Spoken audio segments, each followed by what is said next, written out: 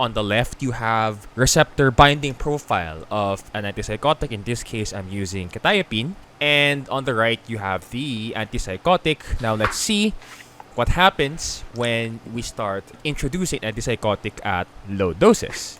So when you start off, given that this antipsychotic quetiapine has a greater affinity for H1 receptors compared to all others, unlike the lock and key model, you're not going to expect an equal distribution when you start pouring the drug into your body. You will expect that a lot more of the drug is going to go to the H1 receptor first.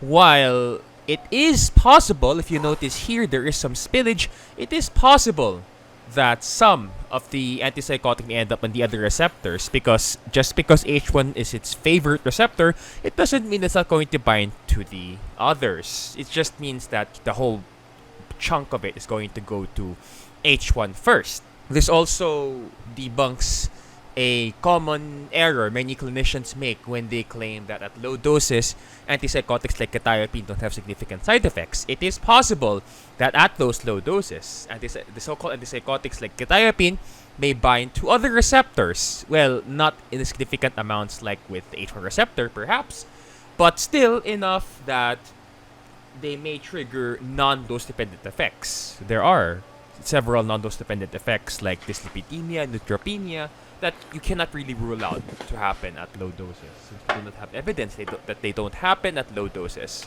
As we continue to increase the dose, so pouring in more chocolate here, eventually, since the bulk of the drug is going to the H1 receptors, eventually all of your H1 receptors are going to be bound, and there is going to be saturation of the receptors. What happens is the fountain, quote-unquote, will overflow.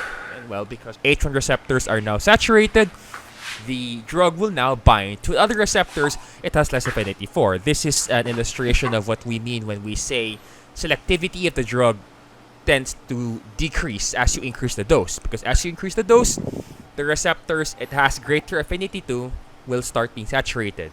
So now as you increase the dose, the receptors with which it has lower affinity, it will start binding to them.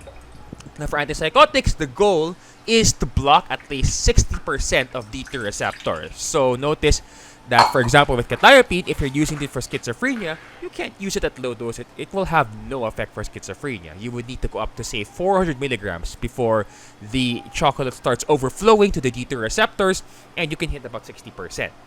Sure, at about 300 milligrams, you can, the middle layer will be enough. That's for mood stabilization, for bipolar disorder. But if you want to use it for psychosis, you need higher doses. So this is just a general overview of how second and third generation antipsychotic MOAs work, using the chocolate fountain analogy to illustrate the different binding affinities the drugs have for each receptor. Each antipsychotic will have a different binding affinity profile.